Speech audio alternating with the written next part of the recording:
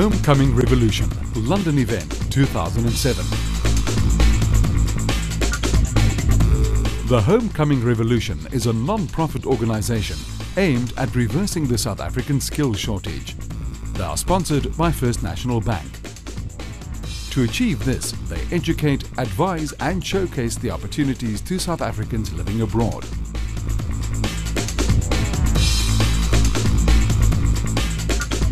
In 2007, Homecoming Revolution hosted their second annual Careers, Property and Business exhibition at Kensington Olympia. 34 of South Africa's top companies headed to London to take part. South Africans living in the UK were given a chance to interact directly and understand what the opportunities would be if they chose to return to South Africa.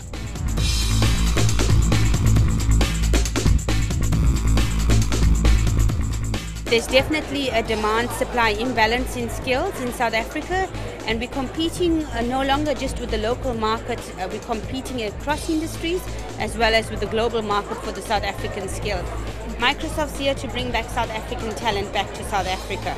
We have a need for specifically local skills that have been built either locally or abroad. We're Africa's largest law firm, employing over 300 lawyers. I think we had 5 or 6 solid inquiries today, and our view was if we managed to get one lawyer on this trip, that would have been worth the trip, and I think we're going to do better than that. What we're seeing here today is a true reflection of South Africa in terms of its vibe, the commitment, the people. I think there are somewhere between 34 and 38 companies participating this year, and they've really done an extraordinary job of marketing it here in the UK. From my side, I think we've definitely pulled the crowd. So the advertising has been a thumbs up for the Homecoming Revolution. Also, it's got the right skills. We're speaking to the people with the relevant experience to us. Top company officials were at hand to chat to visitors on the exhibition floor, and various workshops were held to educate possible homecomers. Alon Reyes, CEO of South Africa's leading business incubator and a skilled speaker on entrepreneurship, helped people understand the ins and outs of starting a business in South Africa. Today is not about how to write a business plan. Today is not about how to do a marketing plan. I'm not going to tell you that sales minus cost of sales less expenses equals net profit. I'm not going to teach you anything about how to run a business. Nothing. What I'm going to talk to you about today is about the softer side, and in my view, I call it what they don't teach you about being an entrepreneur. It's the softer side, it's the psychological makeup of entrepreneurs, it's what entrepreneurs do to become successful.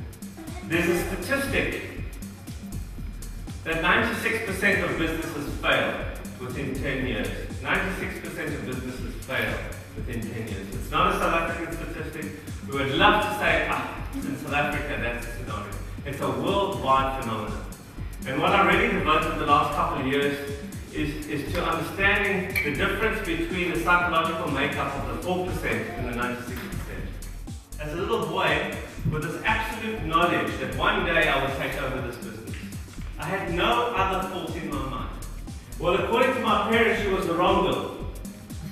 And after 7 years in a relationship with this girl, my parents made me choose. You choose between the factory or the girl. And that's what I was left with. Persian carpet and tin peaches. And on their way out, they said, oh, by the way, can we have your car keys? Which was my 21st birthday. You've got to have the ability to tighten that belt, because in the first couple of years you have to keep your overhead down and you have to do it on a shoestring. And there's proof that companies that grow off a shoestring have far more longevity than companies that are financed. Now once you understand this, once this really clicks in your head as an entrepreneur, you'll understand that you own the responsibility of communicating exactly what you do. It is not they don't get me. It is not they are idiots. It's not I've come before my time. It's not any of these excuses that young entrepreneurs give as reasons for their failure. Take ownership of the fact that the communication, exact communication of what you do and its value proposition lies with you.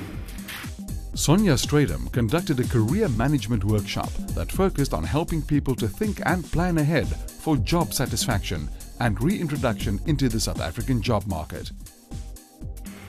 Just to conclude, what will be the aim for today's session? The aim of the session today is to try to realize the importance of continuous, effective career planning. And there's some key words there clearly. First of all, if I talk about continuous there, it means it's something that I would need to do from the moment that I start work up until retirement. That is what career planning and continuous career planning means. The first thing that I'm asking there is the following. Exercise 1. I'm asking you there, how much time have you spent in the last 5 years planning your career? In which career stage are you? Do you know which career stages there are? Do you know which one you are? Now all of this, clearly, I am not going to put that step by step on my CV. It's not that. But this is going to help me to decide where to send my CV to and which type of job is the one that I want to do.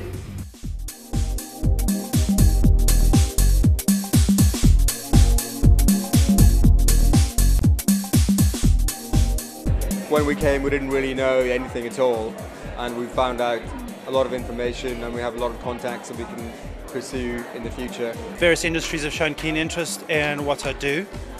The various exhibitors have paid personal interest in myself. So all in all, I'd say it was a very, very positive experience. Excellent exhibition. I heard of a lot of job vacancies that I didn't know anything about, and that's the whole reason that I came here, because I want to go back to South Africa eventually. I just wanted to see if there were any job opportunities back home. We are thinking about going to South Africa, moving sometime next year. Yeah, it was a good opportunity to meet the recruitment agencies. Most of our questions have been answered. Yes, I'd agree with that. It's been very helpful. Yeah. The skill shortage is a global problem, and South Africa has to compete internationally to win back their highly skilled professionals.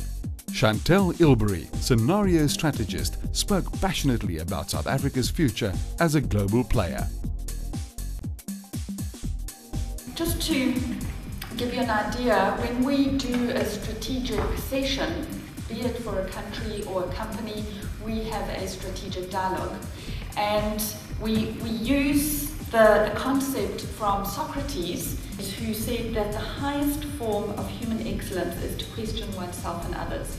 And I think that pertains strategically to us as individuals, to companies, and even to countries. We've got two very, very big players that are coming onto the playing field that are changing global scenarios.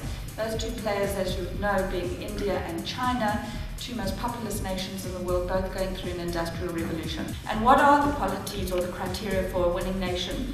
Number one is the quality of education. Now that feeds very much into a skills shortage. If we don't have the skills, we're not going to maintain a Premier League position. So skills are actually critical to South Africa, and there's a global shortage of skills, so we're in a competitive environment to get those skills. There's a very entrepreneurial spirit. There's a lot of opportunity in the South African context. And I think that if you put that into your basket of decisions when you're deciding where in the world that you're going to live, South Africa, I still think, has a very good basket of opportunity from an entrepreneurial and even from a business and from an experience perspective going forward into the future. South Africa has seen steady economic growth over the last decade, creating great opportunities. Addressing the skills shortage is a primary concern to ensure our growth, and we need to be more aggressive in chasing the skill. You too can have a part to play in addressing the skills shortage. Well, we're here because we want to bring them home. That's where we're from. There's no place like home, is there? Invest in South Africa's future and come back home.